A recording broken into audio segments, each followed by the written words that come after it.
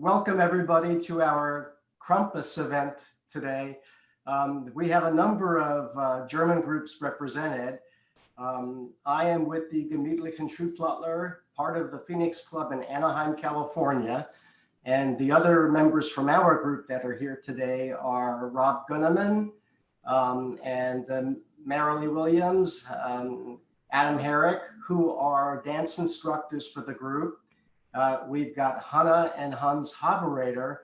Hannah and Hans are sort of our historian, cultural stewards.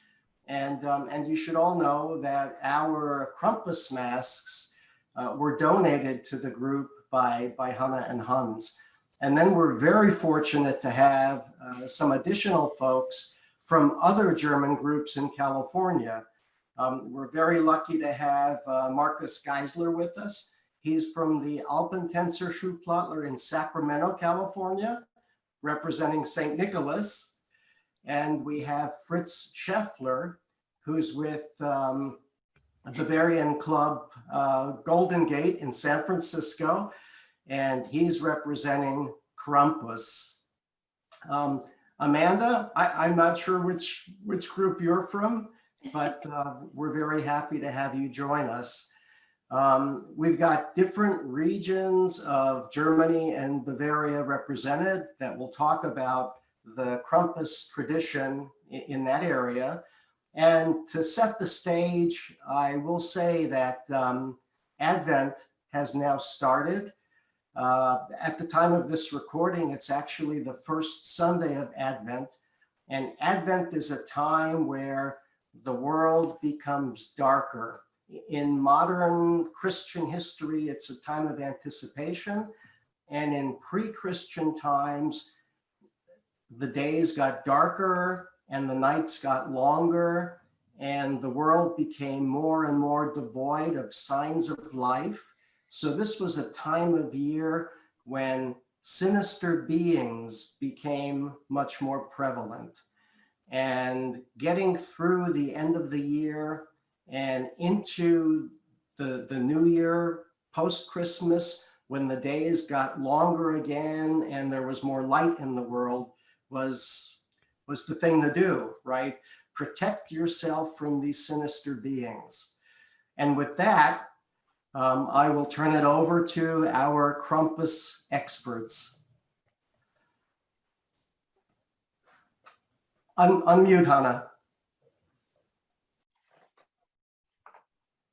Thank you so much, Rudy. I appreciate that. You already gave us the beautiful background. Yes, the nights were long and the days were short. And especially in the mountain ranges with all the forests around, it was spooky. And because it was spooky, you got all those spirits around and ghosts around, and then you were looking for the good ghosts to chase away the bad ghosts. And out of that area in that time came Krampus. He was one of those bad ones. And we tried to protect ourselves. And that's where that comes from. So he's coming from the mountains, from the forests, from the woods, and we were always afraid of him. Even today, in our traditions, the young girls don't want to be on the street because on the 5th of December, you don't want to be on the street because here comes the Krampus with his switch, and he beats you over the legs and it tickles, but not very nicely. It burns. So usually girls stay at home unless you are in big groups on the ice skating rinks and here comes the Krampus. Then it's a lot of fun, but still it bites on your legs when you're dancing on the ice and the Krampus is coming. So just be careful and stay off the street or deal with it. What was the reason that Krampus did that? Now, if you were naughty, then you were punished. Also, when you are naughty, you were thrown into the basket of St. Nicholas. So you better be nice and behave and do everything the way the mother says or father says. Be obedient, be tidy, keep your room picked up. Otherwise, here comes Krampus and punishes you. So, and from Krampus comes then, in the better times, the Catholics could not really control the Krampus anymore. So they came up with the good idea of joining the Krampus with St. Nikolaus. Where is St. Nikolaus coming from? St. Nikolaus is coming from Smyrna. Today, Smyrna is called Izmir, Turkey. He got on his boat, took his friends with him with all the fruit and goodies, and came from Smyrna to Amsterdam. And there he came out of his boat, went to St. Nicholas Church in Amsterdam, and then had a big parade and was welcomed by the people, and especially by the kids. Why?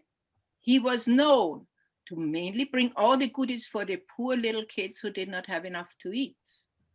And that's why he got the friend, the Zwarte Piet, with him. Zwarte Piet is the African male who came with him and supported him, because in Africa, you had fruit in wintertime. But the only place where you could get fruit was in Africa, because it was warm.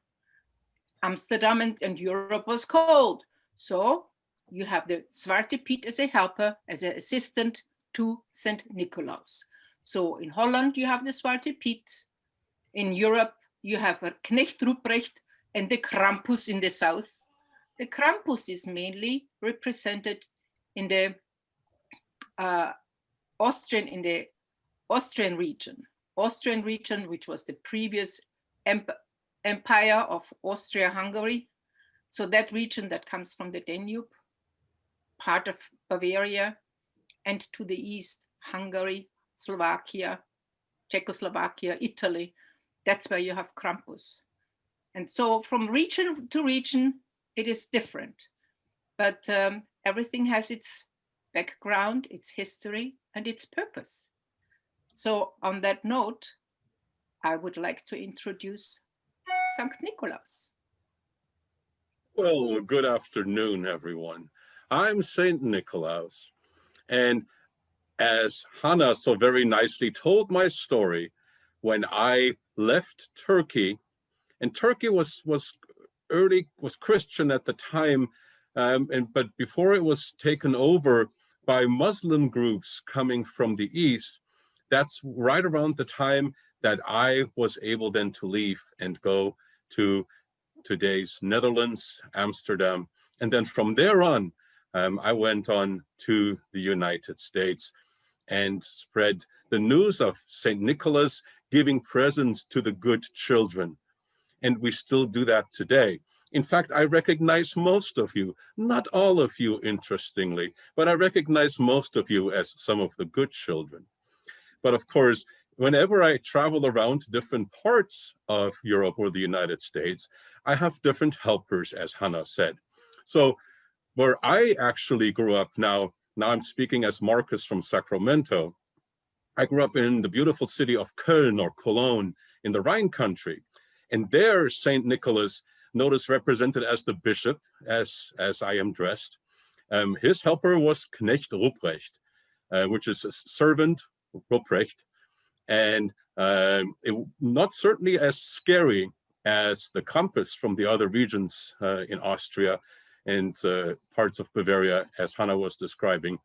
But Knecht Ruprecht still had a switch that if children did not behave, that's where they would be punished for not being good. And then if the good kids, then I brought lots of candy and I brought lots of chocolates and fruit as well. Speaking of fruit, growing up in post-World War II Germany, my parents, that was kind of a celebration for them as well. Certain fruits were only available during certain parts of the year. So the fruits that we got still when I grew up were oranges, for example, which of course don't grow in Germany, but they are imported from other places, again, from warm regions of the world. So nuts, which also oftentimes did not come from Germany. So those were the things that we found in our shoes. Now let me talk about those shoes a little bit. on December 5th, which is the night before St. Nicholas Day, all of the children had to clean their shoes. And we would usually pick big pairs of shoes that we had, so that St. Nicholas had more opportunity to put more candy inside the bigger shoes. And we cleaned those shoes. So my mom always took it as an opportunity for us to actually to teach us how to clean shoes and how to put the polish on and how to do the polishing. And those were then set out by the fireplace on the evening of December 5th. And then when we got up in the morning on the 6th, usually a little earlier than planned, then we would find candy and nuts and fruit, or like I did one year when I hadn't really done my chores very much, we would find a switch instead. So my mom at the time sent a very clear message about me not being one of those good kids that year. And that tradition keeps going to this day, and in different parts of the world. Again, that St. Nicholas has different helpers. So I'm going to pass it back now to Hannah, so she can talk more about my friend from the Austrian Bavarian regions who helps keep the kids in line, and that is Krampus. Thank you very much, St. Nikolaus. Thank you very much. Now let's go to a different region, that is Berchtesgaden, and let Hans tell his story of the Krampus in Berchtesgaden, or the Buttenmandel. Thank you, Hannah. In Berchtesgaden, which is the very southeastern part of Bavaria, tradition was was different. There was no Krampus, but there was what they call Buttenmandel. It's men of straw, basically. And they also were signs of spirits that would come in the night and visit the homes of children, and they would then take the bad children and take them out and roll them in the snow. And the tradition goes back to pre-Christian times. And again, this was the dark ages, the quiet time after November 25th, St. Catherine's Day, when all dancing stopped, all revelry stopped in anticipation of Christmas, the birth of Christ. It was also the time of the dark days, since there, as Hannah had said earlier, the daylight was quite a bit less, and it was cold, and the spirits of the dark would be more prevalent. People would hang garlic and other herbs on their doorsteps to keep the evil spirits out. And one of these traditions, again, was the Buttenmandel. And I'm going to take my hat off so I can put a backdrop on. And basically what happens is that they would go from house to house, and in Christian times, the St. Nikolaus would accompany the Buttenmandel to keep them in check, to make sure that they didn't take the children and throw them in the river or the lake. And I have a short film of what they look like, and I'll bring that up here, and I'm going to share my screen, and so you can see it. And oh gosh, where is it now? Share. And you can see the children running. You can see the little Krampai, the Krampel. Those are the ones that had accompanied the Buttenmandel. You saw St. Nicholas in the front with an image of an angel accompanying him, who would bring the gifts. These people were, these were usually young men in their 16 to 20 year range, and they had large bells on the back, as you could see, to make a lot of noise. to let everyone know that they were on their way. Oh, shoot. I guess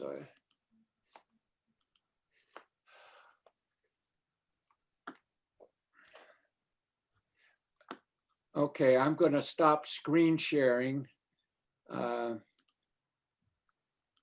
so that I can be back on again. And I have some other pictures to show.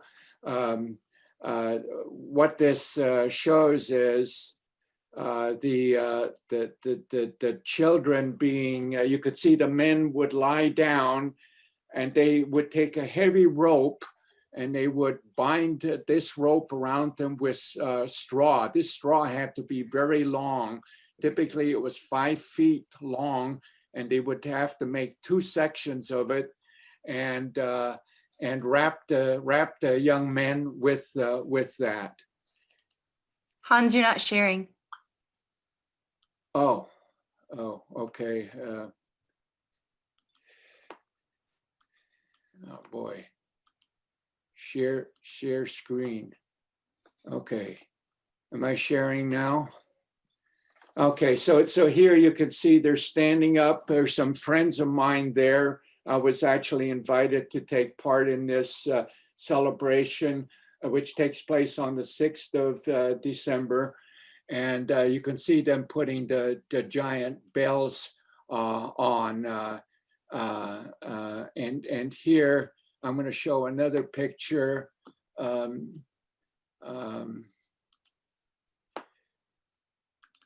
That shows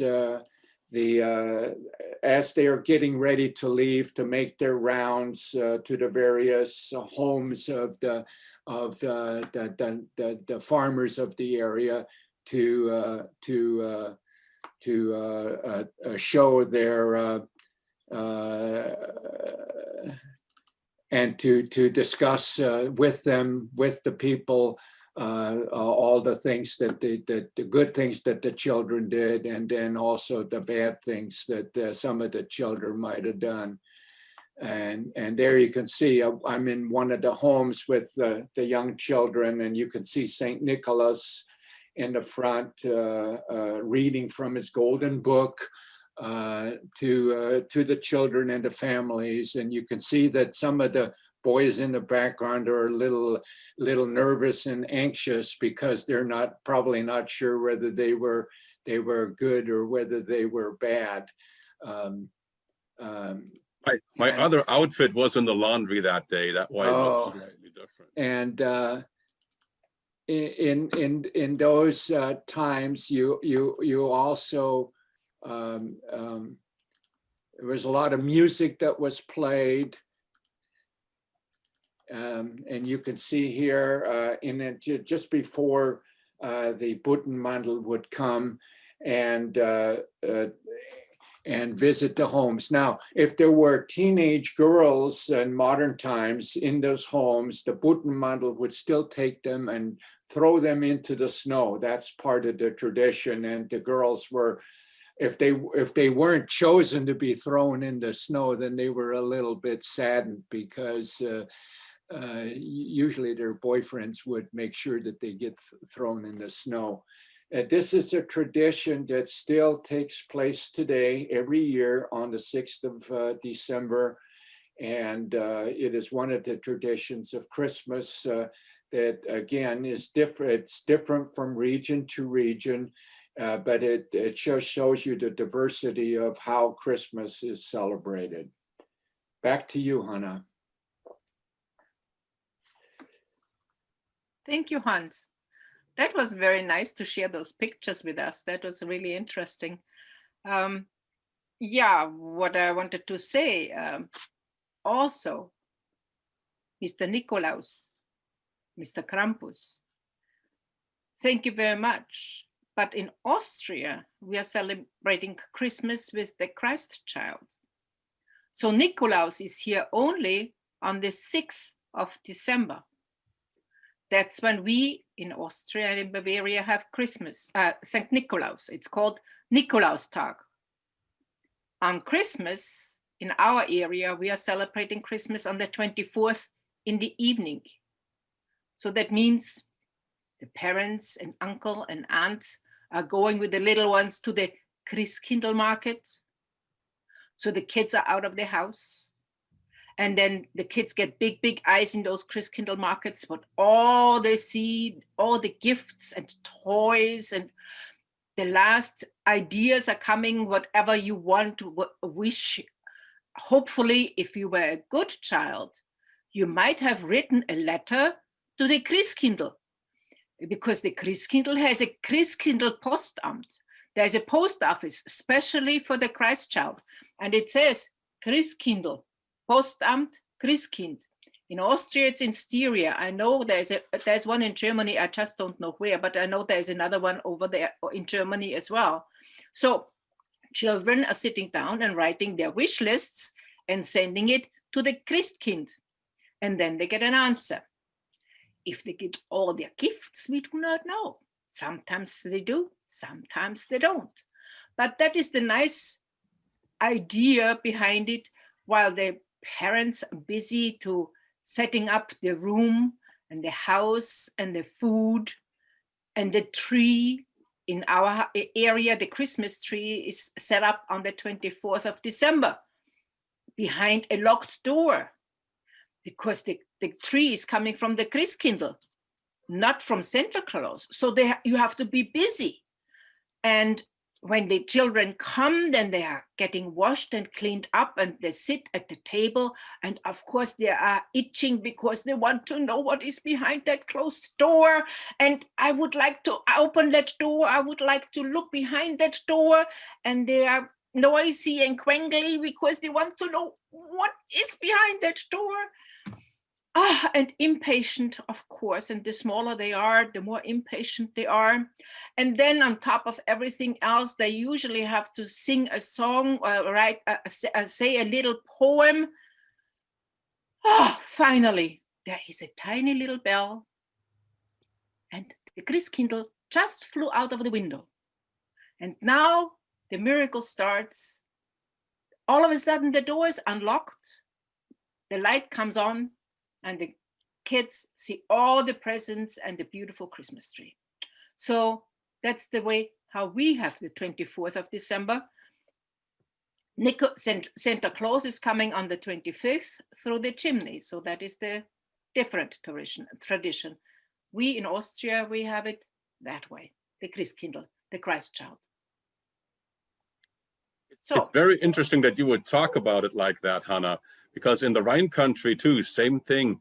We were not permitted to go into the family room in the afternoon of the 24th, really for most of the day. And they would sneak us out so that we could go to the 4 o'clock children's mass, which usually, lasted a little bit longer because the church was just completely full. And then we would be home around 5:30, we would get home, and we could usually kind of see the lights of the Christmas tree when we were walking up to the door, because it was in the window. But then, it was a beautifully lit up Christmas tree and the nativity scene that my grandfather built, and that was always his project to set it up under the tree.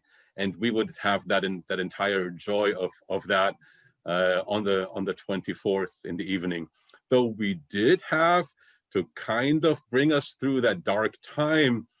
Every day an advent calendar that started on December 1st, and there was a piece of candy in the calendar every day, so we could have a little bit of something to kind of get us ready for. But nothing was like that beautiful set of lights and decorations of Christmas Eve. I remember that very much to this day.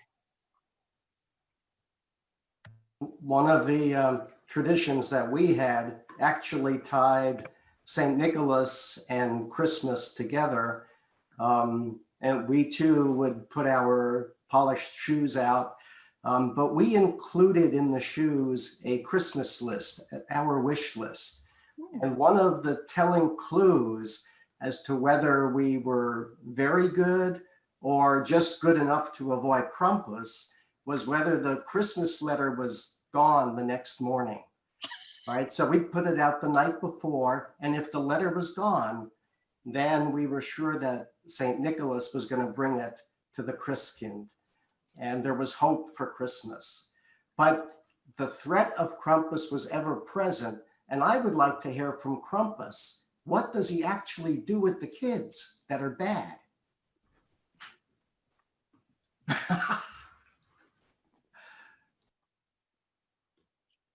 Unmute and tell us, Mr. Krampus. No, He cannot speak, he I said. think what he's saying is he eats them, huh? Yeah, Things too fierce to mention. yeah. Yeah. Now, Krampus usually, there is a Krampus in general, he is just teaching the kids in the sense that he is getting the switch or punishing them. And the punishment usually is they have to say a poem, or they have to write poems, or they have to write in a book many, many times, so that what they are not allowed to do, what they should not do, or whatever the purpose was, like why they misbehaved or what it was that they misbehaved, that usually was the punishment. And when you were getting older, the Krampus then said to St. Nicholas, the children, they have not straightened out enough yet. They have to wait until Christmas, because today I have nothing in my box. You have nothing for them in your bag. So that is the biggest punishment. But no, if ever a child went into the Butten, into the bag in the back, they were allowed out. They were let go. That was enough lesson for that night and for the next year to come. So they are not going to misbehave again. It really is a lesson for the kids, and the lesson for the big kids too, to behave. I know in my experience, like Rudy mentioned, St. Nicholas would come on the 6th of December, accompanied by Knecht Ruprecht. And he was a rough kind of a guy, had a gunny sack on for clothes with a rope for a belt, and old shoes, and a scruffy looking character. And he would grunt all the time, and St. Nicholas would have to quiet him down. And my St. Nicholas would read from his golden book, and he would list all the things I did correctly and all the things I did incorrectly all year. And I was always surprised, how did he know? But unfortunately, Knecht Ruprecht also had a big sack. And although we didn't have Krampus, Knecht Ruprecht had a big sack. And almost every year I was put in a sack, and Krampus would say, I'm going to throw him in the river. And my mother would plead with St. Nicholas to give me one more chance and one more chance. And again, when Christmas Eve came, we would put our shoes out, and St. Nicholas on the 6th of December would say, well, he'll give me a reprieve until the 24th. And if I hadn't changed my ways by then he would let me know. And the way he would let you know is when you put your Christmas list in the shoe, if it disappeared, then you were good. You took care of all your negative side. But if there was a piece of coal in there, then you weren't going to get any presents. That's why I don't remember you, Hans. I think that's probably why. Yep, probably. Because I was in the sack almost every year, and sometimes I was even taken downstairs. We lived on the 3rd floor, and I was taken downstairs, but my mother would always find a way to get me a reprieve and to give me another chance. Hey, Hans, I don't like the way Krampus is looking at you. He probably still thinks I haven't mended my ways very well, right? He might come and get me, who knows? Oh, I'll be good, I'll be good. So I have a question for Mary Lee and for Adam. You two, you are special folks, and Rob too, but you two always have been here when we started with our Krampus play. Our Krampus play started in 2014, and you always have participated. You were always part of it. And we really appreciate that, and we really love it. And we thank you so much for taking to our culture, to our history, and to support this culture so much. Thank you very much, you guys. Yeah, it's a lot of fun, and it's such a great way to get to show other people, just like kind of this venue right now, getting to show other people our culture and traditions, but just a nice way to keep it alive and share it with others. None of us are actors except for our director, our person who started the play in our group, but it's always a lot of fun, and we have a good time. We have, I think both Rob and Adam, you guys got to be villains of the story a couple times. Yes. But it was a good time. Yeah. Can someone explain what the Krampus play is for the audience? The Krampus play, we tried to make a play around it. So we have a complete story for Christmas time, for the Advent season. At the very same time, we are I don't know. This is one Krampus. I don't have all here. That's the other Krampus. So those are the two faces we have.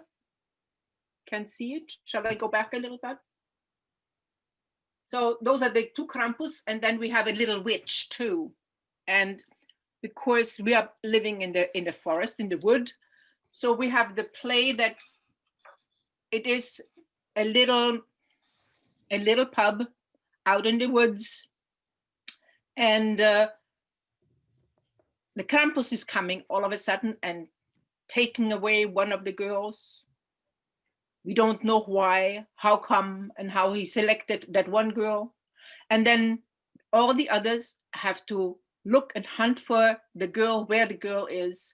And then they have to dance around too, because they have to sacrifice and show and give to the Krampus a gift to please him, to let the girl go again. And then at the end, of course, the girl is coming back, and we even can convince the Krampus at the end to become a good Krampus and become part of us.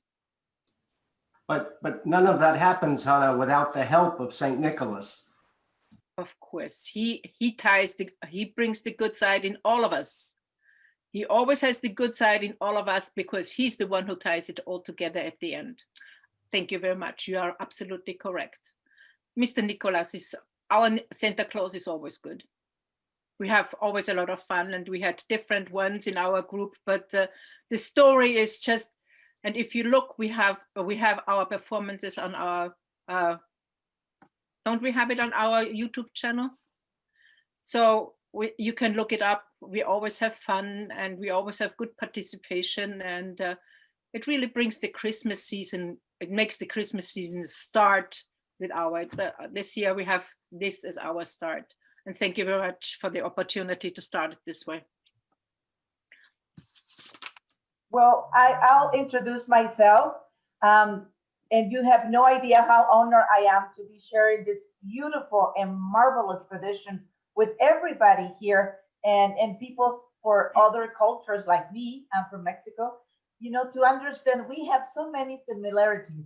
Well, my name is Blanca Soto, and I'm the president and founder of Tierra Blanca Arts Center, who creates Semblanza, which is a beautiful window. And now we're turning it into a virtual cultural window where people can come and share their traditions, their culture, and definitely this beautiful tradition for Christmas. It's something that's going to be an eye-opening for a lot of us who don't understand where St. Nicholas comes from, you know, where all this beautiful tradition is. Of course, we take in and we hear in United States, and we you know, absorb different cultures, but it's so beautiful to understand where it comes from, you know. And always in tales or stories about our tradition, there's good, there's bad, and there's a human being who has to make the decision of behaving, right? And I think this is a beautiful story.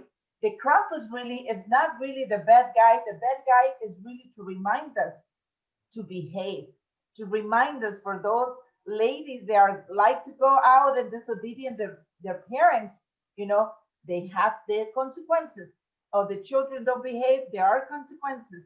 You know, maybe one of my questions will be for maybe Krampus or maybe San Nicholas, or someone can share that with you.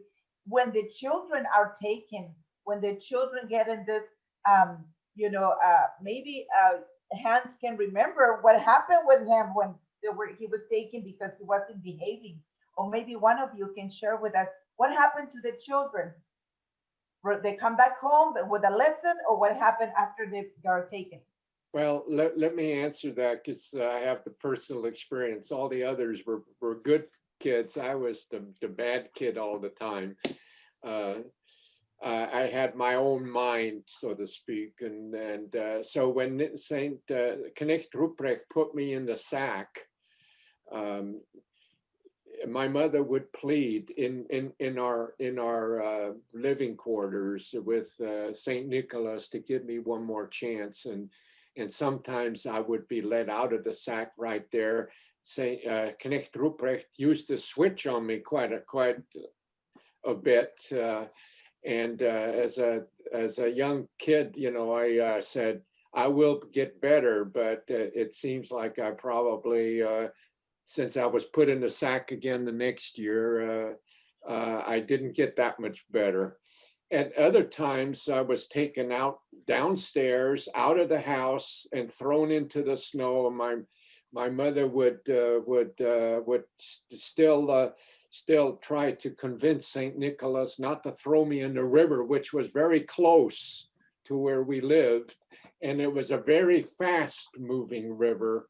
And in fact, in other times I swam in it, and I nearly drowned a couple of times because I couldn't get back up into the air. But it was pretty scary for children, and it taught a lesson. The whole purpose really is to teach a lesson that good always wins in the end.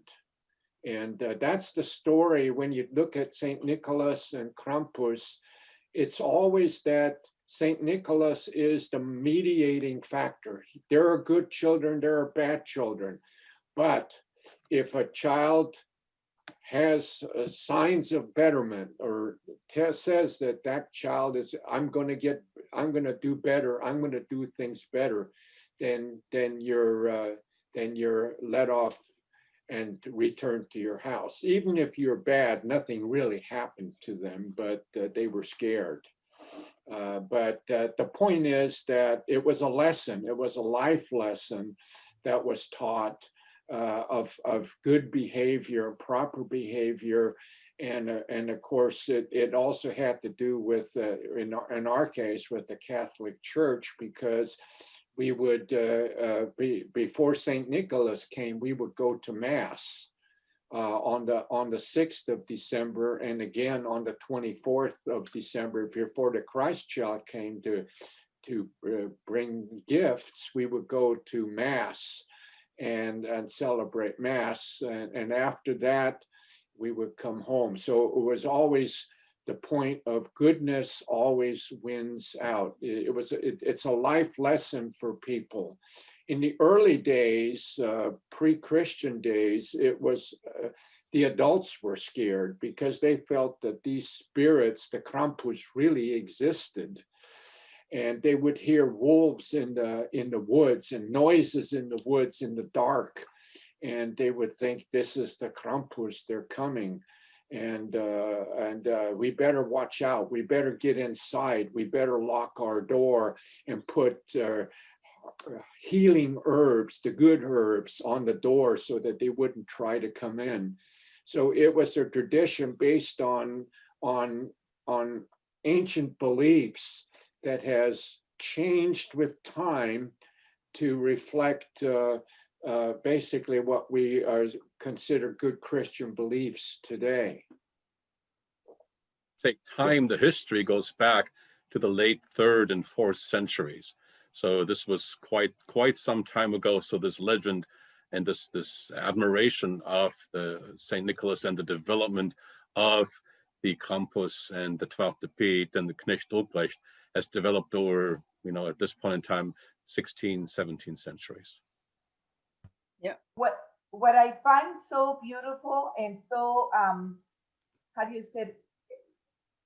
In a way, a very, very kind, what St. Nicholas will bring to the children, which is, candy, chocolates and fruits, which is something that, that really doesn't have the because a lot of children probably nowadays, they will ask for the latest iPhone, the latest iPad, but to put the value and something so simple and so rich at the same time that will feed your soul and your body.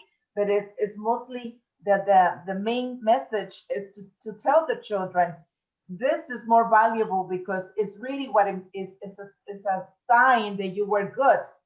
It's not a sign that, oh, I'm going to buy you the expensive gift, or I'm going to bring you the expensive toy, just to show them this is a return of your well-behaved, through the whole year, that you were good. So I want to ask or whoever would like to answer, is this Saint Nicholas is the same for a lot of children might be the same as Santa Claus, or is it different? Yes, it is the same. It is the same. It is the same. It is just you pronounce it different. Mm. Sankt Nikolaus became Santa Claus. Ah, see, that's good. That's good. And also for the shoes, we have that in Mexico. They rewrite letters to the three kings. The Holy Three Kings. Yeah. But on the 6th January. Correct. So, but they write the letter to, and the shoes, they clean up the shoes on the 5th of December. That's correct, yes. Right? Because Sankt Nikolaus comes at night. I love that what Rudy said, if the letter was taken, maybe we'll get the present, or maybe we'll get what we have asked. And I remember when I was little, a lot of times we will ask for, to be better ourselves, to be better with our community, to help me to go through my, difficult time to understand what's going on with my behavior. Instead of asking for material stuff, that we were asking to be good with the community, be good with my parents, be good, to help us to behave and good. Maybe, I don't know, maybe something that Hans forgot to put in the letter. Well, right? Well, you mentioned the 6th of January. And even in Europe, the Christmas season starts after St. Catherine's Day, which is the 25th of November. And Advent starts on the 1st of December, which is the expectation of the coming of Christ. But in some areas of Europe, like Spain, for instance, Christmas or the gift giving is also celebrated on the 6th of January, which even in all parts of Europe is considered the end of the Christmas season. So the Christmas season does not end on the 25th or the 24th as we would celebrate it, but it really ends on the 6th of January with the coming of the three holy kings. And like you said, in Mexico, it's very interesting because in other parts of the world, that is when the gift exchange actually takes place, is on the 6th of January. Well, to add to that, in the Rhine country, the Christmas season actually extends all the way to a feast called Maria Lichtmess, which is the Mass of the Light of St. Mary's. And that is, I believe, February 2nd. It is early in February. So technically, we would actually, at my parents' house, keep the Christmas tree up until that time. So that is an interesting connection. And one other connection that I have to the three wise men who came to visit the baby Jesus, their remains are actually in the Cologne Cathedral, which is right near where I grew up. So January 6th, in fact, was a holiday from school for us because I went to Catholic schools. So that was always a day that I believe it's Bavaria as well, where it's an actual holiday. It's not and so Austria much too. in different parts of Germany, but in the Catholic regions, and that is another day where we didn't get any more gifts that day, but certainly a day of celebration. And one more thing, going back, Blanca, you mentioned, you know, the idea of feeding the body on December 6th. Well, you know, there were times that as St. Nicholas, I was actually asked to deliver what might be considered a stocking stuffer into those shoes, in addition to the nuts and the fruit. And of course, if you think about the tradition of the stockings that we have here, don't they really represent boots in a certain way as well, and shoes? So I'm no historian, but I would believe that that is probably a connection between those customs as well, that Yes. we are celebrating in the United States today. Very good, very good. And also, if you notice, even children nowadays, you know, they create and they make their own stockings, you know, to put their names and, you know, to leave right there the letter. So yeah, in some ways, you know, we keep some of that tradition. And also, I don't know if this is all something that you do in your tradition, that special songs or special little beautiful songs that you sing during this time. Can any one of you can sing a little bit for us? Many, we have many Christmas songs. So Hannah, sing a little bit for us. Silent Night, Holy Night comes from Austria. I don't want to sing because I don't want to be alone by myself. Hey, I'm a musician in the group. I can sing one. Would you join me with Silent Night for tonight? Actually, I'm going to sing one about St. Nicholas. Okay, sing St. Nikolaus. Lasst uns froh und munter sein und uns heut von Herzen freuen. Lustig, lustig, tralalala, bald ist Nikolausabend da. Bald ist Nikolausabend da.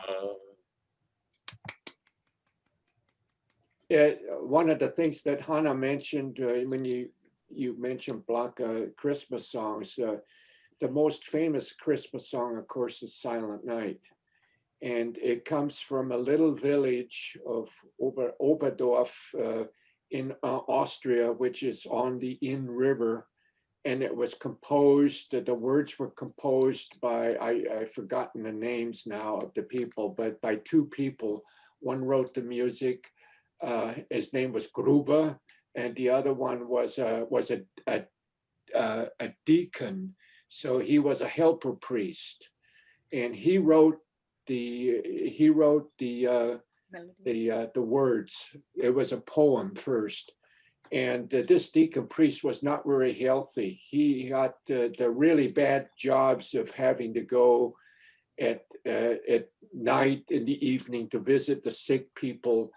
And unfortunately, he passed away. But they built a beautiful chapel in that little village in Austria, which is the home of Silent Night. It's called the Stille Nacht Kapelle, or Silent Night Chapel. Beautiful place. It's really, it is very touching. I was there, we were there about 2 years ago or 3 years ago, and when you go there, it just gives you the goosebumps because you know the meaning behind it. And if you consider, it was very simple people, tiny little people, unknown people, and a song goes all through the world, like Silent Night, Holy Night. So words really can make the difference, and words can really be healing. And let's just hope.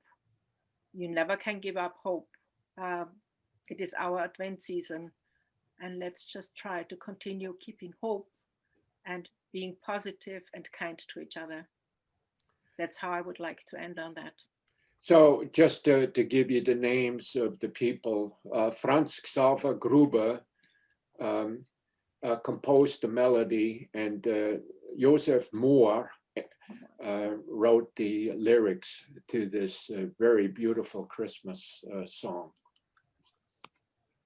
Very nice. And one of the things that it'll be beautiful to finish, this wonderful conversation and to invite people to stay with us too, because we're definitely going to perform. I mean, no, we're not going to perform. I'm not going to perform, but we're going to show the beautiful play they have worked on, and to remind everybody that the greatest of the human spirit is also to pass on their traditions. And Yes. one of the things that I would like to, share with you, that Amanda is here, and she was born and raised in California, but definitely she's been in contact with a lot of different cultures. And I wanted to ask, and she's part of Semblanza team, but I wanted to ask you, Amanda, your experience in Germany when you were there, what was the most beautiful or thing that you can remember of the people of Germany? And also, what has been this traditional for you, here in the United States? That's such a beautiful question, and so complicated to answer. To boil it down to one sentence or one paragraph would be impossible. So my experience is I've been traveling to Germany since I was 16 years old. I am now 28, and I try to go at least once a year, but with time and travel and finances, it's been a couple of years since I've been back, what I consider home, because I always leave parts of my heart definitely in Germany. So I learned Christmas traditions from both Berlin. Was with a host family I was staying with, and so we would do St. Nicholas Day in Berlin, and we would travel to Dusseldorf for the 24th and the 25th. So I got both sides, both East and Western Germany traditions. And that was always very, very special. But my favorite aspect of that, and what makes my heart ache every single time I miss Christmas over there, is visiting the Weihnachtsmarkts, the Christmas villages. It's just such a wonderful atmosphere of community, of hope, and Gemuetlichkeit, and it's a wonderful, wonderful experience. And I don't necessarily receive that feeling here in the United States, here in California, where it's 80 degrees outside. I don't get to bundle up in my coats and walk in the snow with a little mug of Glühwein. Those are with friends, with families, seeing the little kids have snow fights. And I also went to university in Tübingen, where we have a chocolate themed Weihnachtsmarkt. So just a whole massive city block dedicated to chocolate was like the best thing ever. Hot chocolate statues, chocolate candles, anything and everything chocolate. So yes, those are the very things that I miss. And the Dusseldorf or Cologne traditions, visiting the Cologne Weihnachtsmarkt was such a joyous and wondrous experience, because it's probably the most famous Weihnachtsmarkt in Germany. And it's huge and massive, and it's right underneath the steps of the Kölner Dome, and it's just breathtakingly beautiful. And what astounded me every single time was that even though it is massive and people around the world are coming here to this, Weihnachtsmarkt, you felt at home, you felt the love, you felt the magic of the season. And it was, traditions of, centuries past meeting you today in the present. And it's unexplainable. But yeah, the missing those traditions makes my heart ache every year. And I do, I'll shed a tear every year at Christmas, just for my German heart. Wow, you tell it with such a passion. I almost was in tears. I have a little like a 5-minute just like I'm not home at in Germany for Christmas this year. Yeah. And then I'll become present in the moment again. But yeah, I'll shed a tear every year. Yeah, can you imagine how they feel not being there too? Yeah. So it's so wonderful that you bring that beautiful tradition here to California, not just for the community and people in Germany, people from Germany that are here, but also for all of us to, you open arms, for people to see your beautiful tradition, to understand the greatness that you have in your history and all the things that you pass on to children. So you are doing an incredible job. And thank you so much for this organization and to create this beautiful Christmas tradition here in California. So, and like, they said they're probably not actors, but they feel it with their hearts. And I think that's way better than any actor can do. When you feel it in your heart, and I can totally see San Nicolas, you are San Nicolas. And Krampus, you are great Krampus, every single one of you, you take it so beautiful, because you understand. And that's something that we need to share with children and the young generations. Please get involved in your culture. And even though, just like Amanda said, you're not born in Germany, Germany can born in your heart because they have such a beautiful thing to share with the world. That's what Semblance is all about. So let's finish with a beautiful note from every single one of you. Why do you think people should watch this wonderful play, and why it's important to pass on our tradition here in California to the world from Germany? So let's go first with our beautiful couple that we have here. Sorry, I don't have my glasses. So Ms. Williams. So please tell us why it's important for people to watch this play. Yeah, we want to hear the voice of that gentleman right there. And why it's important to pass on the tradition. And we go with everybody. And I would love for everybody to invite them to stay at the end, because we're going to ask Nicholas to sing Silent Night if he can, please. Okay, so let's go with the first couple. Go ahead. Our performance is great to watch just because we have a wide range of people from different ages and backgrounds and what it all means to them. And we all put our heart and soul into making a play to bring out the essence and spirit of it. Our plays they have a good message. And as you'll see in any one of them, they're lots of fun. We throw in some humor and we all have a great time performing them with lots of laughs behind the stage and with rehearsals and everything like that. But it's fun to see. We don't have a whole lot, but we make a lot happen with what little we have as far as props and things like that. So if anything else, it's a fun thing to see devoted individuals with some humor and a good lesson of the spirit.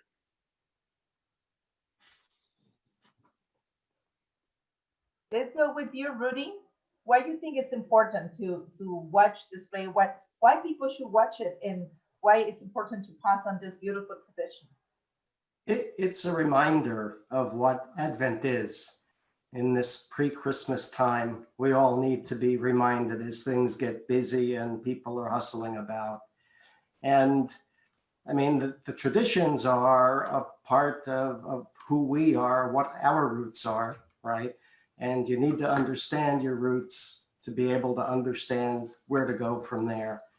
And the sharing is just something we do in California. We're very diverse, right? And we have the opportunity to see what others are doing, and we should share what we are doing as well. Very nice. So we go with Mr. Hans. Please share with us why this is important. People, please watch this play. Why? And why it's important to pass on our tradition.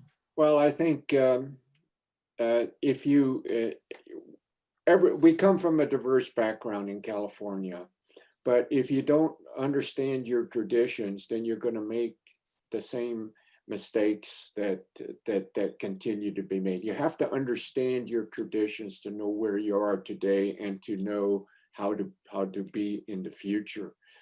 That's really the message. The message on the play really is that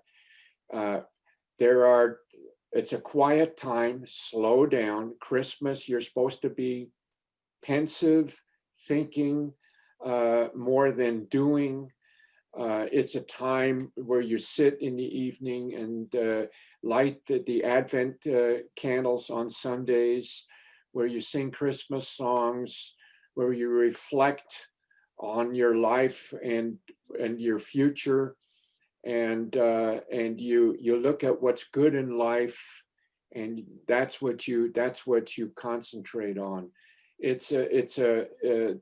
Krampus play that we have is something that shows a bad side, but the good side always wins.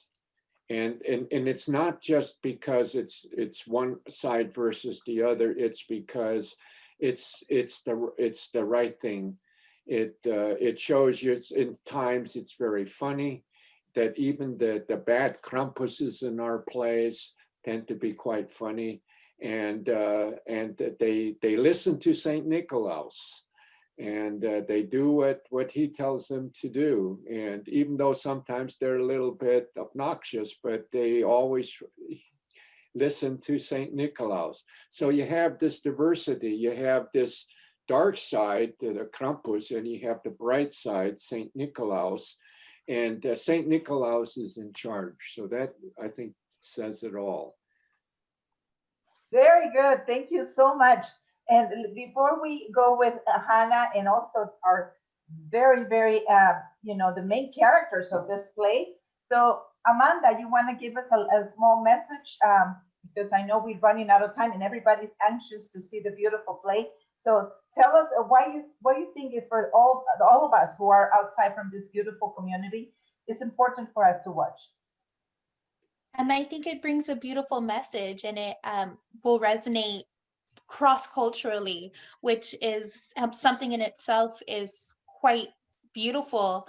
Because I myself have no German blood, but I really found my family and really found my heart within the German culture. And that's where I feel most like myself. So not only will this play resonate with me and my heart, but it will also resonate with those with German connections, but it will resonate with everyone. It's a transcontinental, universal message of of bringing attention to this magical and spiritual time of year, and everyone will find something beautiful and unique and a meaning to themselves. Well, thank you so much, Amanda. So we're going to go with Hannah. Hannah, please send us your message. And also we go with Rob, because he's the one who created this beautiful concept. And thank you so much for inviting us. So Hannah, please go ahead. Thank you very much for the opportunity to let us share our traditions and let us share the different areas as we are representing them here. But bottom line is love, forgive, and care. That's all I can say. And that is the Christmas season. You have to be able to reflect. And when you reflect, then you can give. You have to be able to give. And the giving is the greatest gift there is. Give. Give unconditionally. And it always will come back to you. And that's the season. Peace. There you go. That's beautiful, Hannah. Thank you so much. And Rob, we said in Spanish, I don't know if it's the same thing. The last will be the best ones. So I of course, I'm keeping San Nicolas and Krampus at the end, but go ahead, Rob. Tell us your message. And of course, we want to say thank you for everything that you're doing. Thank you. I like being chosen last. Last is always the best. I like that theory. I always did that when we performed. But watching the plays is great. When they brought Krampus to us as dancers, we were kind of taken back because we didn't know much about it, but we learned, and we learned just like we did today. My dad is from near where St. Nicholas is from, Marcus. He's from the Cologne and the Rhineland area. So I never knew about Krampus until Hannah brought it to us. And the plays are funny. They're quite funny parts in the play. There's not just women that get kidnapped. I'm not going to spoil anything, but there's other people that get kidnapped too. Me. But it's funny. They're funny. They're great to watch, and it's tradition, and that's what you need to bring and keep in modern times, and remind people this is what our culture is. Thanks, Blanca, for doing this. No, thank you very much. So I don't know if Mr. Krampus was going to say a word or no, but can you just show us your profile, your hands, so people know what they will see if they're not behaving? There you go. Very nice. So oh my God, you're definitely someone you don't want to meet. But thank you for being with us. And St. Nicholas, so please tell us a few last thoughts. And also, we're going to ask you if we all silent our microphones to sing for all of us and all the children and everybody, you know, to start with the beautiful spirit of the season with the Silent Night. So please. Thank you. Well, you know, one of the things that I think that people who go to the play will remember, that sometimes it's good for children to hear lessons, not just from their parents, but from other people who are either their teachers or who may be cultural or religious characters, to kind of remind them of the things that are supposed to be good and how they're supposed to be good. And hope those are lessons that the parents and that the adults will also remember. And that, as Amanda said, crosses cultural boundaries, because at the end of the day, we need to be good to each other to get along with each other. And that's a message that's definitely brought across by this play. And if you'll join me, one of the beautiful things about Silent Night, I'll sing it in German, but it has been translated into many, many different languages. So I remember when I also used to be a church musician, when we would play it at Christmas time. I would invite the members of the audience to all sing it in their own language. And it was just beautiful to hear all the different versions of Stille Nacht, Heilige Nacht at the same time. So if you'll care to join me, I'll sing it in German, and please sing along. I think it'll be good to hear you sing it in Germany. And Okay. maybe, you know, some of us can go in little by little, because if we all sing here at one time, unfortunately, with the delay that we have, it won't sound that beautiful. So Okay. go ahead, and then probably we can have Hannah to sing it too. And maybe a little, you know, if anyone would like to sing a little piece, I can sing a little song in Spanish because I know it in Spanish. So go ahead.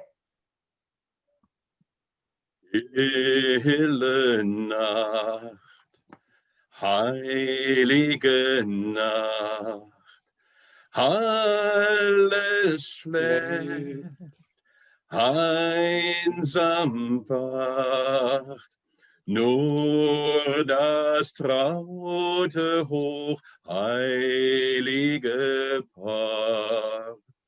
Holder Knabe im lockigen Haar, schlaf in himmlischer Ruhe, schlaf in himmlischer Ruhe.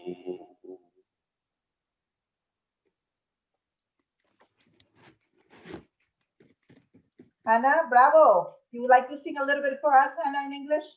No, thank you. Beautiful. I think with that, you know, we would like to invite every single one of you, please turn off your phones, silence everything, get you hot chocolate, and ready to enjoy this beautiful play.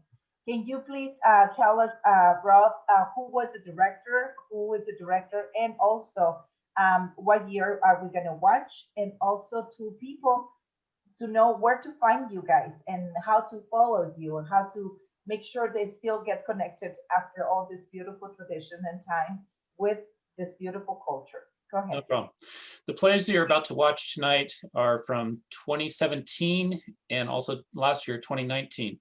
Our director, who came up with the idea, well, Hannah and Lisa Hauptmann was our director and our main Krampus advisor of this entire play. Hannah and Lisa are Krampus gurus, basically. And they basically put together these plays and they're great. So enjoy. So before we leave, and we want to say thank you to every single one of you, and thank you for everybody who's watching. And also please share this beautiful video and share this beautiful tradition.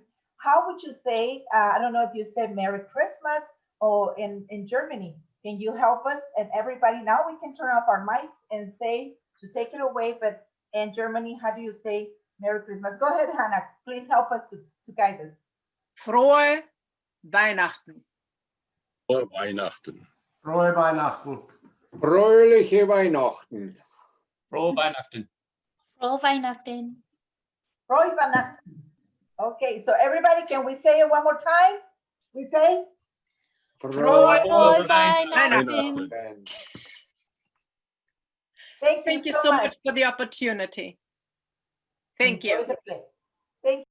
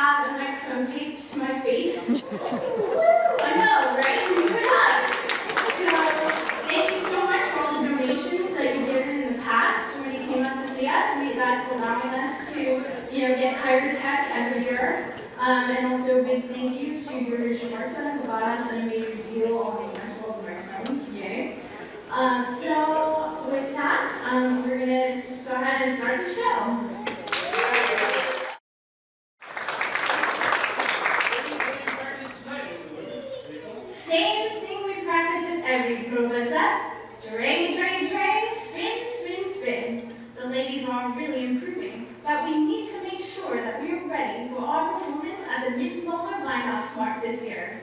Yeah, we certainly do.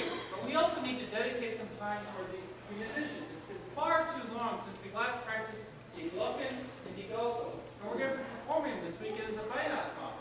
On the spot, tonight is our last chance to make sure we're ready. Guten Abend. I thought you two might like to try to prove our first batch of lager beer. Dankeschön, Heidi.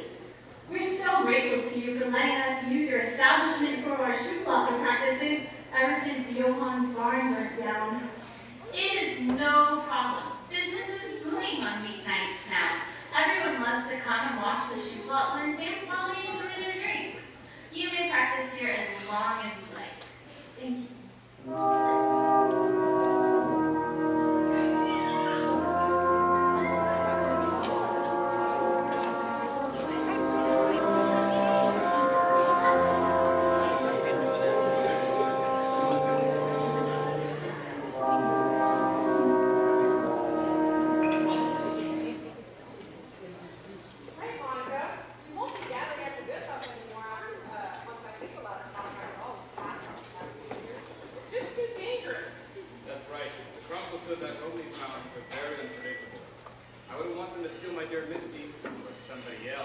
by mistake again. You just never know what they're going to do.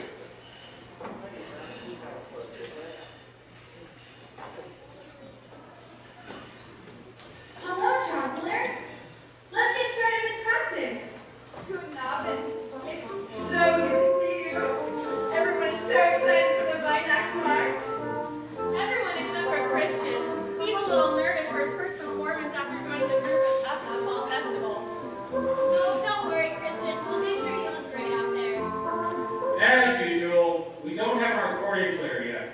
So, in the meantime, we do need to practice the Glossary. Heidi, can you please?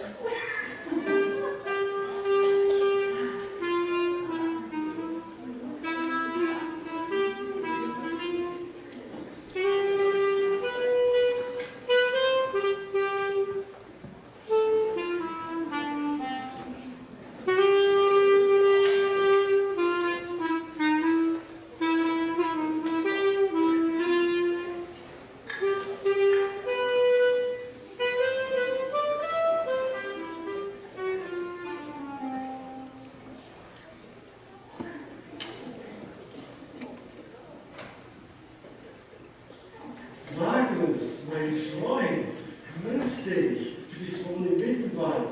What brings you to the Mittenwald? It's so good to see you. Ich freue mich sehr. Grüß dich. Grüß dich, Alois. Es freut mich auch. Ich bin eigentlich überrascht, dass du so früh hier I just got into town because it was hard to play at the Weihnachtsmarkt this week.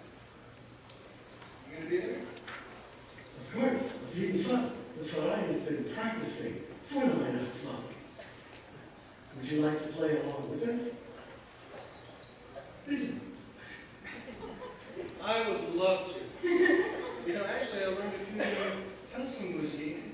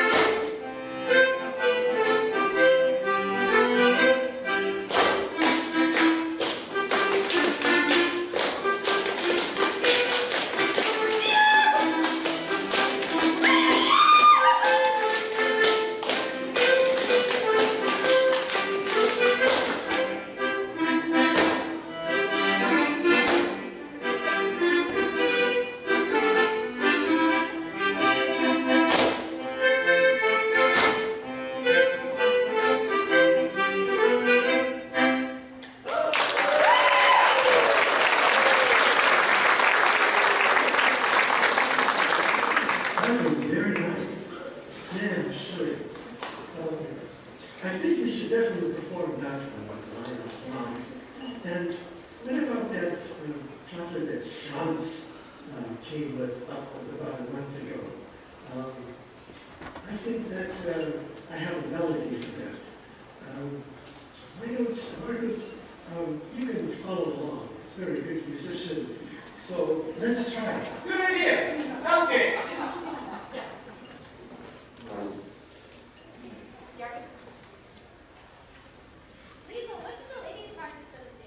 Let's practice swinging in place.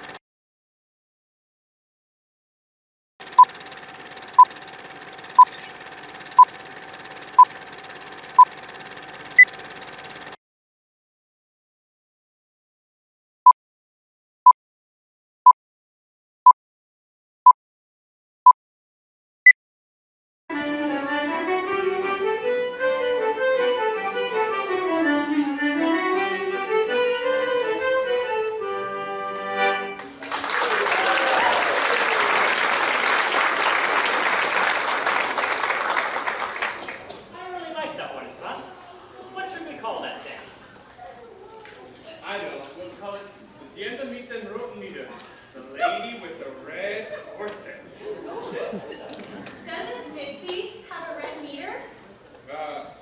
Plenty of other ladies that have red meters.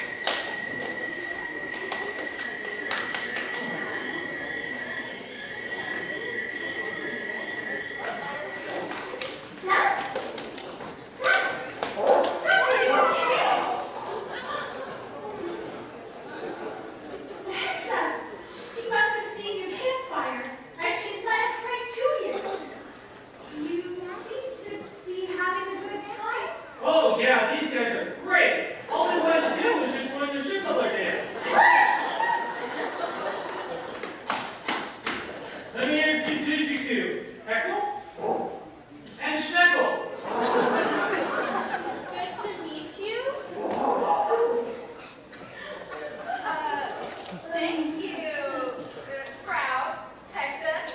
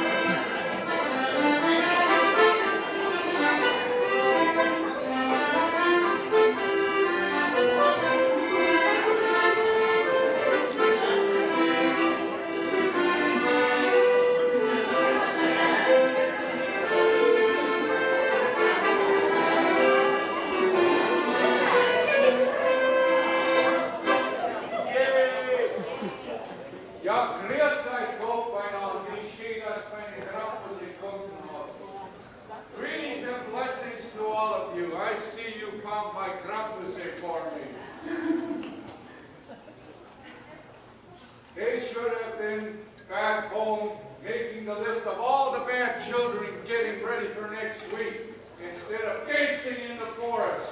They really are little devils. St. Nicholas found Marcus and Anna on our way home, and when he said Krampus they were missing, he said that we had seen him this very night and joined him on his search.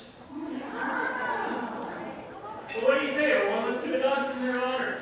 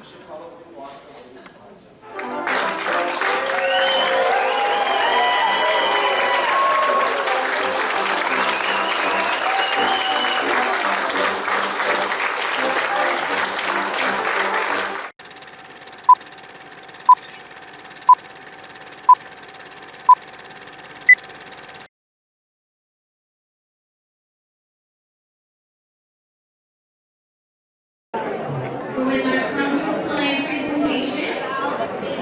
So if you wouldn't mind, we would appreciate it if you could stay in your seats as much as possible and keep the aisles clear as much as you can for our actors who will be coming through some of the different doors in the theater and the park. If you haven't seen our show before, it is a traditional Bauern Theater style of performance, meaning that it's like a farmer's theater. It's a small community theater style presentation that will be performed in small towns across the Alpine region. Is there anyone here tonight who has seen all 5 of our performances? Yeah, we have some fans. Excellent. Yes, this is our 5th performance, our 5th year performing Krampus for you all. We had the first couple of events as a summer event, and now we're performing it as part of the Phoenix Club membership Christmas party. And also, we do have more microphones this year. I'm sure a lot of you will appreciate that. We rented some head mics, so hopefully you all will be able to hear it better than last year. And I think that's everything. So we're ready to get started. Thank you very much.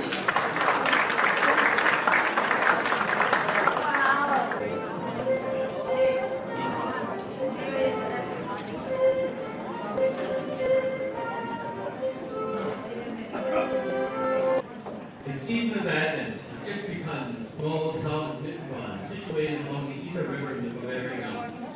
The year is 1888, and the parish church dedicated to St. Peter and Paul has already been standing for over a century. The ancient town is surrounded by dense forests. Mittenwald had become a center for the manufacture of fine violins and stringed instruments. Recently, violin making school has even begun classes in the village. Well known to the local folk is the bustling traditional Christmas market set up in front of the church, which dominates the center of town with its tall steeple and colorful frescoes. Local villagers and folk from surrounding areas come together here for all kinds of live-ups music performances. Even the local Schuhplattler is the beginning of performance. In the Wirtshaus, on the outskirts of town, where they hold their practices, is particularly busy today. So, Missy, would you like a cup of blue wine? No, thank you. I won't be staying long. I'm just here to gather the children while their parents practice for the upcoming dance performance. That's so kind of you. How wonderful. I hear the children's choir is singing at the church this evening. I wish I could get away. So do I. But the Wirtshaus has been so busy lately. I know. We have so many visitors from Krun and Bavaria here to see the Advent concerts and Christkindlmarkt. The Schuhplattler should be here in any moment to practice. I hope so. It's getting late, and it takes 20 minutes to walk there.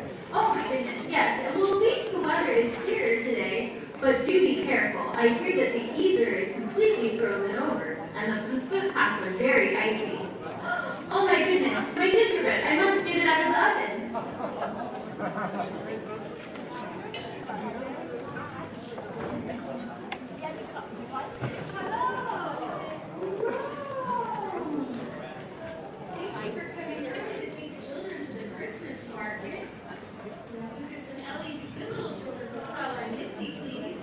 It's my pleasure. Is Bertie coming? Yes. Bertie, can you say hello, Missy? Hello, Bertie. Are you ready to go? Wait, I have a late booking for the kinder.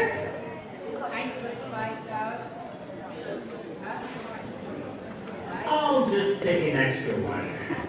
You know, for a little quirky to have later.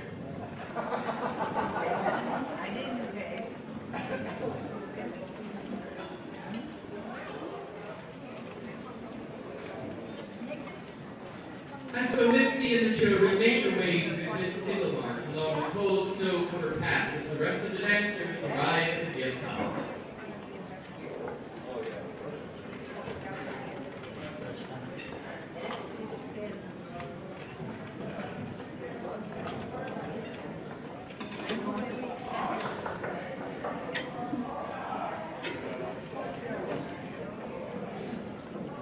My, he says I'm sure you'll go out. What a nice trophy. You can put your hair. Where does it come from? Didn't you hear all of this? The Mittenwald Shootman Club has won the Bavarian title. The Geographical, Irish, the Meisterschaft. Doesn't it look beautiful on the fireplace mantle? During the last half of the 19th century, it's become a time of great development of shooting clubs, which are called Trachtenvereine. Groups that began centuries ago as town militias and medieval archery competitions have become organized into sport shooting clubs, now using rifles. Similar to folk dancing groups like Schuhplattler, shooting clubs have become very popular in Bavaria at this point in history. And every village has its own club. Larger cities and towns often have several shooting clubs and can become serious rivals with each other.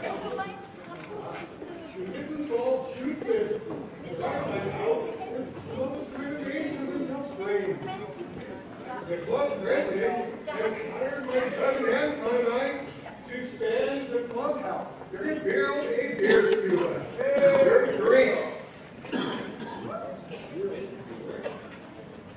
But, you know, I can't do any farming because my fields are frozen anyway, so.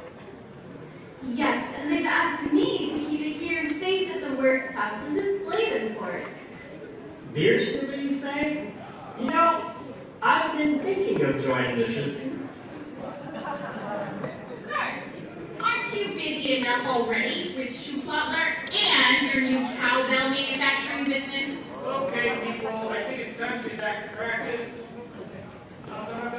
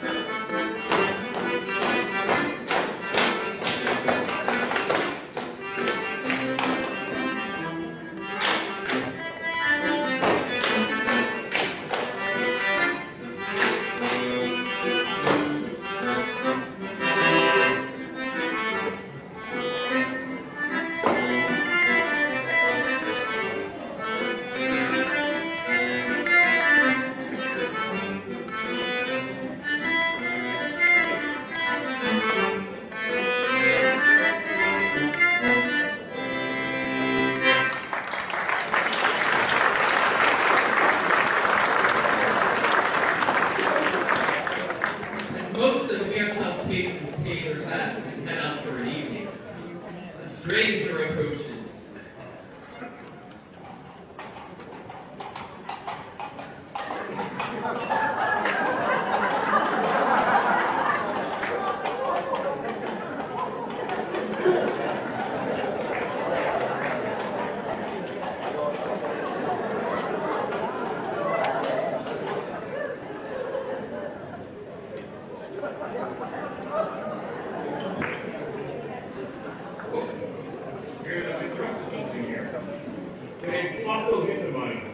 And I'm just ready from Canoe. I require some water for my horse since their swamp outside is frozen solid. I'll get some from the kitchen out back.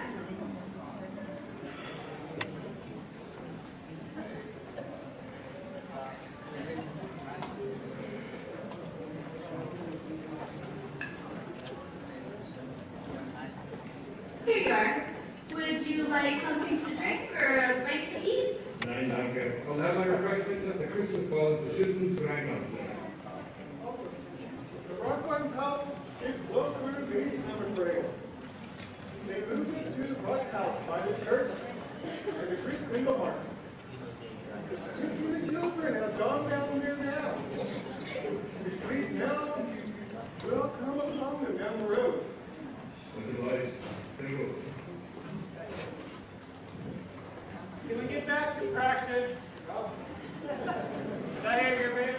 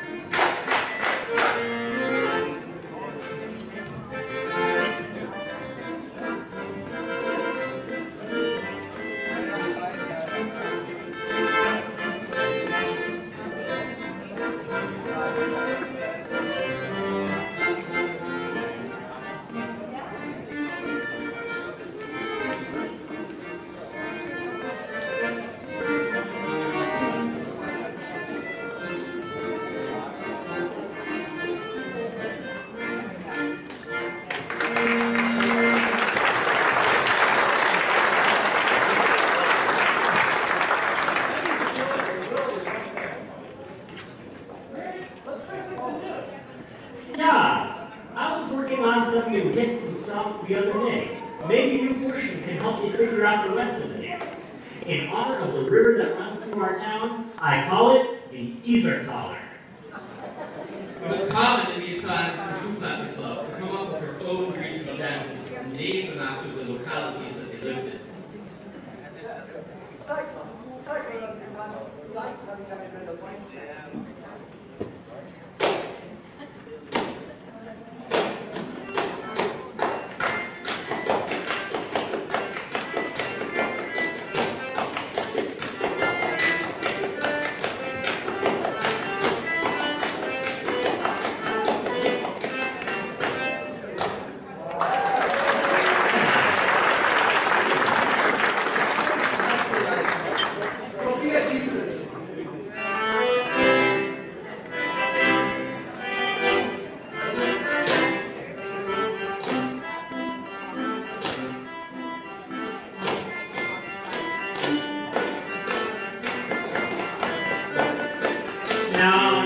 No. It's too slow, Alois. Faster. Schneller.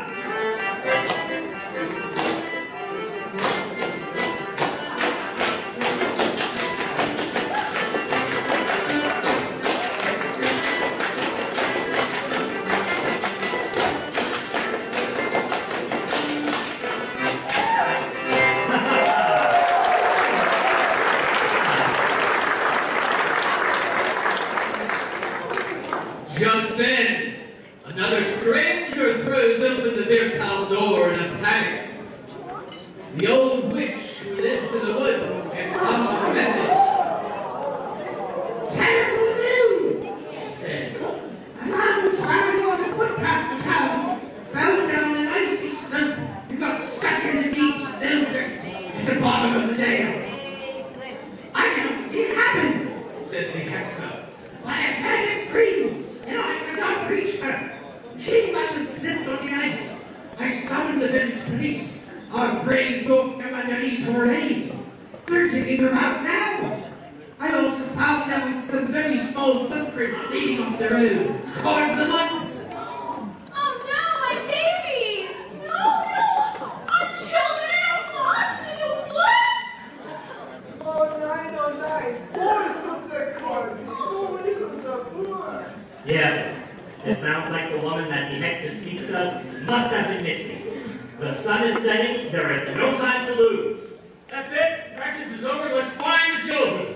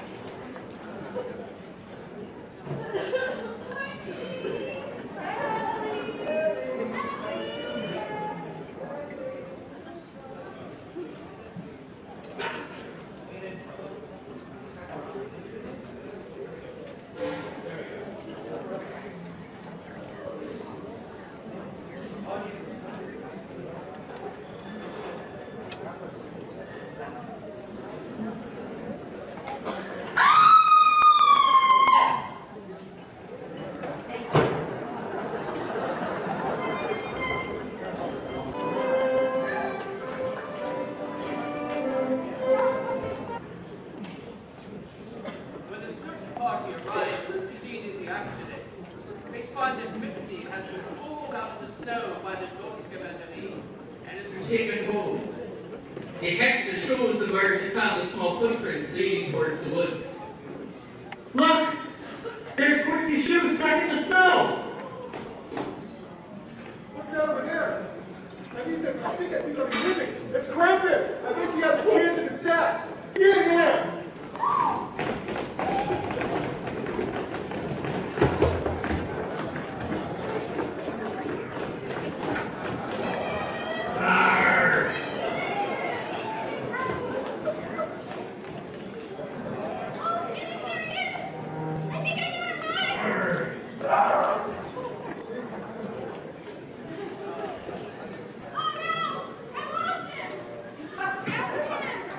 Arr!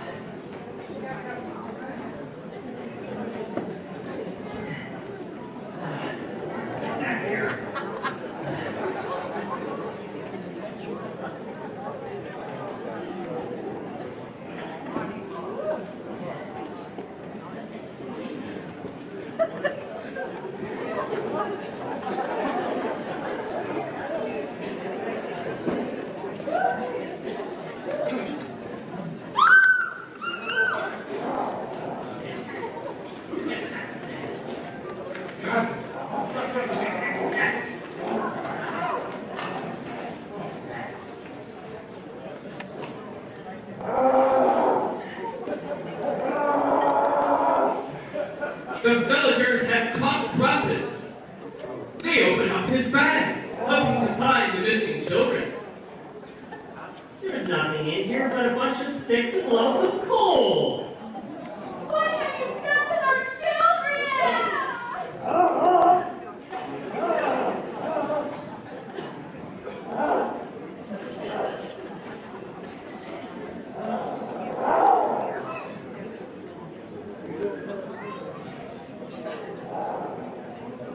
They certainly didn't want to leave the Alpine Christmas Eve at large in the forest while their children wandered nearby. So Gregor and Sip took him back to the Wirtshaus, while the rest continued searching the forest for their loved ones.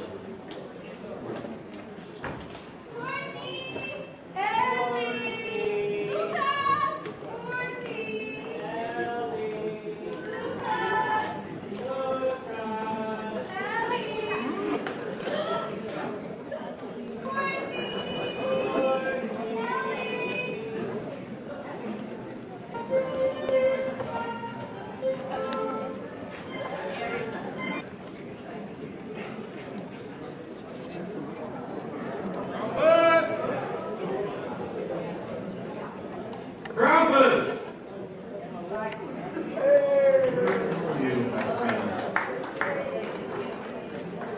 The friendly woodsman, who lives in a cottage at the edge of the woods, was heading to town for the Trachtenvereine when he heard little voices crying out in the cold. He scooped up the children out of the snow and put them in a sled with warm blankets.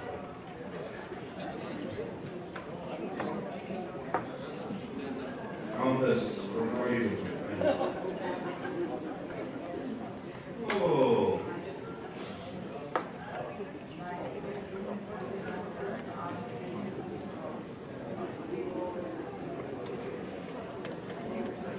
Hello, Buster.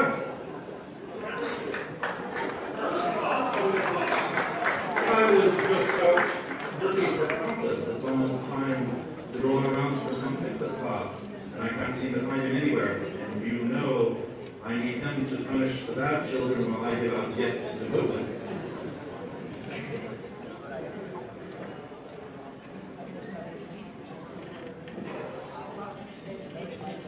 Ah, I know these kinder. They're all on my good list. But here they are out in the cold wood, and at such a late hour, their parents must be very worried. Come with me, I think I know where we will be able to find all their parents. This way.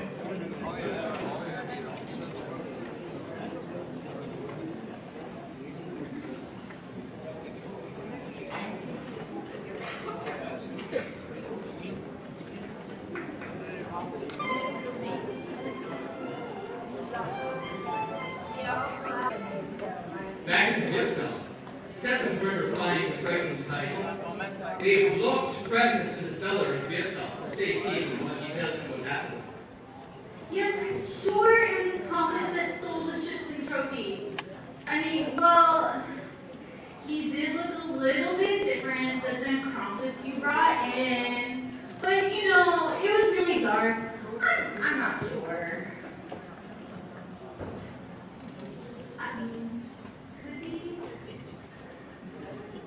Dorothy. Lucas.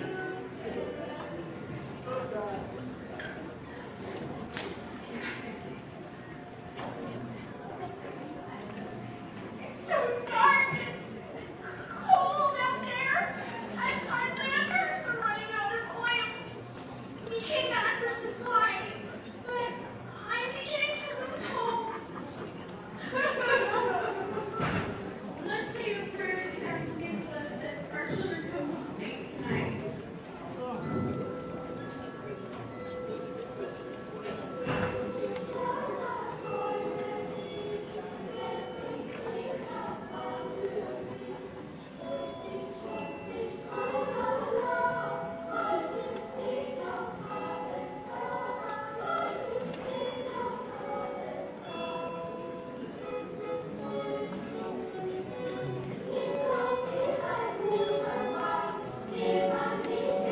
Lock, save the ahoy!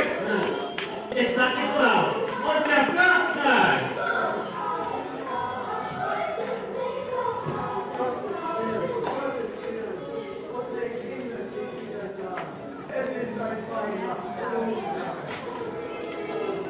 I was very happy to help out, but it is not me who deserves the gratitude. The first found the children wandering in the woods near this cottage, and guided by the Bavarian and Austrian, brought them to me.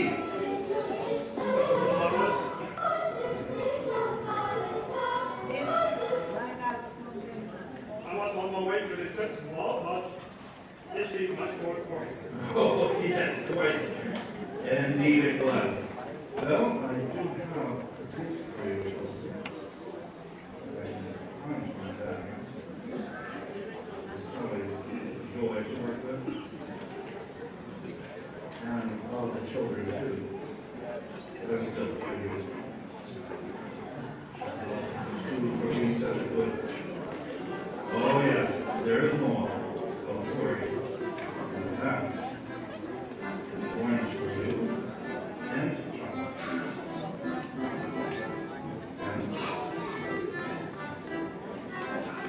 And you wouldn't think I would forget you. There you go.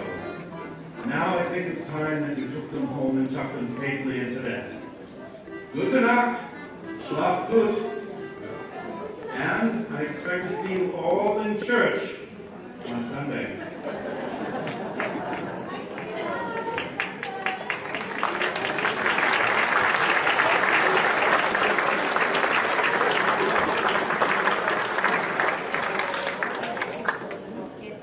And so the children will return to their families safe and sound. But our story does not end here.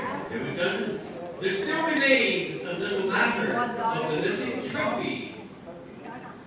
Speaking of the Schützenball, Krampus stole the Schützen trophy. I was supposed to keep it safe, and now they're gonna blame me for its loss. Yes, well, about that something else. We may or may not have said demon of interest in the cellar at this very moment. Krampus steal a trophy? He has no need for such things. He's more interested in routes and punishing bad children. No, this does not sound like him at all, I'm sorry. Please bring him to me. We need to get to the bottom of this now. I wonder if that shifty-eyed Schütze from Bergen had anything to do with this.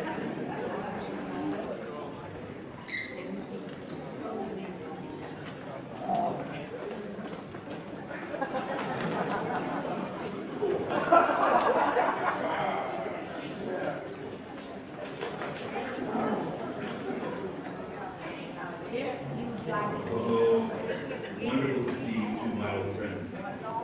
Now, Krampus, tell me, did you steal the Schützen trophy? Do you promise?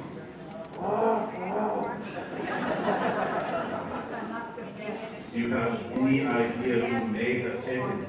I see.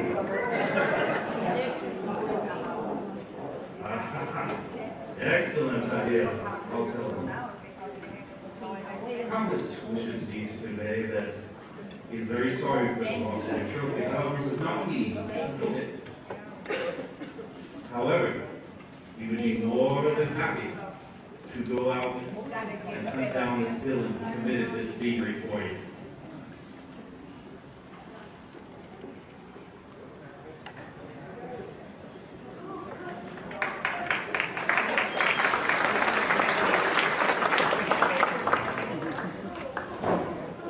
The townspeople were slightly doubtful, but on St. Nicholas's word, they agreed to let Krampus free to hunt down the real culprit, and hopefully return the Schützen trophy to the Wirtshaus.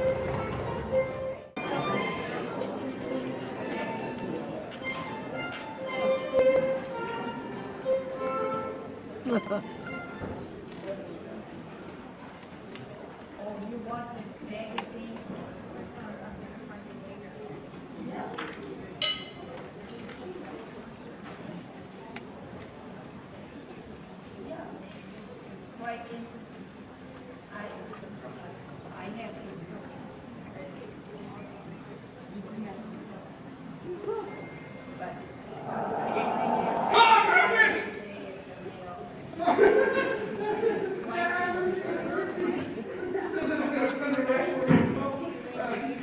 my son promised that anybody who stole the trophy brought it back to me with a choosing good egg. Once they return it, I swear. I told the model that I had pushed over the ravine and the virgin, she's been rescued all safe, so no harm has been done. Please, Krampus, don't!